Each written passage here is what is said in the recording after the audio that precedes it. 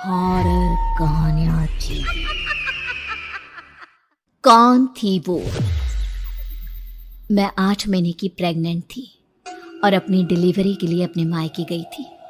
माँ ने मुझे फोन पर बताया, घर के पीछे की तरफ जो खाली जमीन थी ना, वहां पर एक नया कमरा बनवा लिया है। इतने सालों के बाद जैसे ही अपने घर में कदम रखा, कुछ अलग सा लगा। माँ, ये घर के पीछे की तरफ नया कमरा बनवाने की क्या जरूरत थी?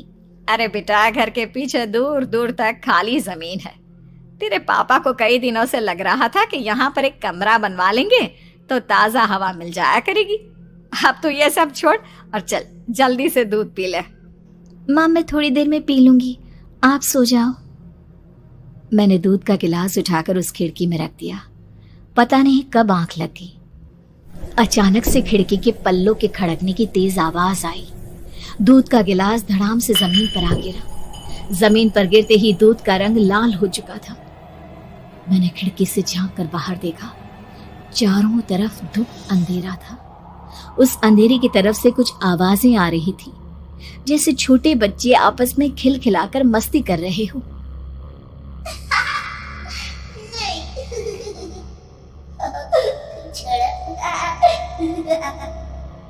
इतनी रात को इतने घनघोर अंधेरे में बच्चों की आवाज कैसे आ रही है? घड़ी में वक्त देखा तो ठीक 12 बजे थे। देखकर मैं सन्न रह गई। बुरी आत्माओं और भूतों की कई कहानियां मैं सुन चुकी थी। वक्त भी कुछ ऐसा ही था। ऊपर से मैं प्रेग्नेंट।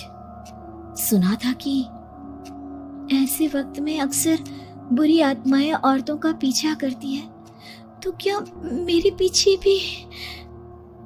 पसीने से तरबतर बड़ी मुश्किल से, जैसे कांपते हाथों से मैंने उस खिड़की को बंद किया। जल्दी से जल्दी उस कमरे से बाहर निकलकर माँ के पास जाने के बारे में सोचा, लेकिन जैसे ही दरवाजे की तरफ पलटी, लगा कोई साया हवा की स्पीड से दरवाजे के सामने से गुजर गया। मेरे गले में अटक कर रह गई।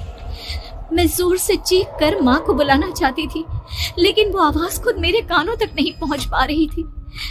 तो माँ तक कैसे पहुंचती? खिड़की के पल्ले एक बार फिर तेज हवा के झोंके से धड़ाम करके खुल गया और पूरी ताकत से मैं चीख पड़ी। जानती थी मेरी चीख की आवाज सुनकर कुछ ही सेकंड में माँ वहां पहुंच जाएगी, लेकिन ऐसा कुछ हुआ ही नहीं। मेरा कलेजा डर के मारे फटा जा रहा था। आखिर माँ ने मेरी आवाज क्यों नहीं सुनी? इतनी गहरी नींद में तो माँ कभी नहीं सोती। ठीक पीछे खुली हुई वो खिड़की।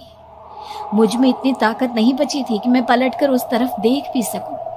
हवा का एक सनसनाता हुआ झोंका उसी वक्त मेरे कानों से आकर टकराया। लगा जैसे किसी ने दबी हुई आवाज में धीरे से मुझसे कहा, चली जाओ यहाँ से। मैंने दोनों हाथ अपने कानों पर रख लिए और एक बार फिर ताकत लगाकर जोर से चीखने की कोशिश की। माँ! पापा! मेरी आवाज उस कमरे की दीवारों से टकराकर वापस मुझे ही सुनाई दे रही थी। जितनी ताकत के साथ मैंने चीखने की कोशिश की थी, कुछ ही देर बाद उससे कहीं ज्यादा तेज और दर्दनाक चीख मुझे सुनाई देने लगी। ये आवाज ठीक मेरे पीछे खिड़की से आ रही थी। वो आवाज मेरे कानों में पिघलते हुए लोहे की तरह गिर रही थी। उन आवाजों में हैवानियत थी। वो आवाजें किसी इंसान की नहीं है, इतना मैं समझ चुकी थी। कांप रहे हाथों से मैंने अंधेरे में कुछ ढूंढने की कोशिश की। तभी अचानक मेरा हाथ बेड पर रखी टॉर्च पर पड़ा। किसी तरह ताकत लगाकर टॉर्च का बटन ऑन किया, लेकिन ये क्या?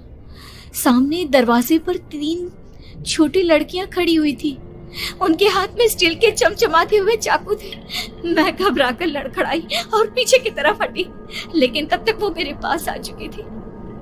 उनकी गर्दन टेढ़ी थी और उनके हाथों के वो चाकू मेरे पेट को निशाना बनाने को तैयार। मैं जोर से चीखी, नहीं, छोड़ दो मेरे बच्चे को, मत मारो, मत मारो, छोड़ दो मेरे बच्चे को। सोनाली, क्या हुआ बेटा? तू इतनी डरी हुई क्यों है? उठ बेटा, क्या हुआ? हड़बड़ाकर मैंने अपनी आंखें खोली। देखा तो दिन निकल आया था। माँ मुझे जगा रही थी। मेरा चेहरा पूरा पसीने से लथपथ था। क्या हुआ बेटा, तुमने कोई बुरा सपना देखा क्या? मैं अभी तक अपने पूरे होश में नहीं थी। वो मेरे बच्चे को मार देगी माँ। वो लड़की मेरे बच्चे को। मैंने घबराकर अपने पेट को छुआ। सब कुछ ठीक था। और वो दूध जो रात को यहाँ पर गिर गया था, उसका रंग लाल हो गया था। माँ ने हंसते हुए दूध का गिलास मुझे दिखाया। तुमने दूध पिया ही नहीं, पूरा का पूरा ऐसे ही रखा हुआ है। तुमसे कहा था ना सोनाली, सेहत के लिए लापरवाही ठीक नहीं बेटा। लेकिन मैंने तो सब कुछ अपनी खुली आंखों से देखा था। ये सपना कैसे हो सकता है?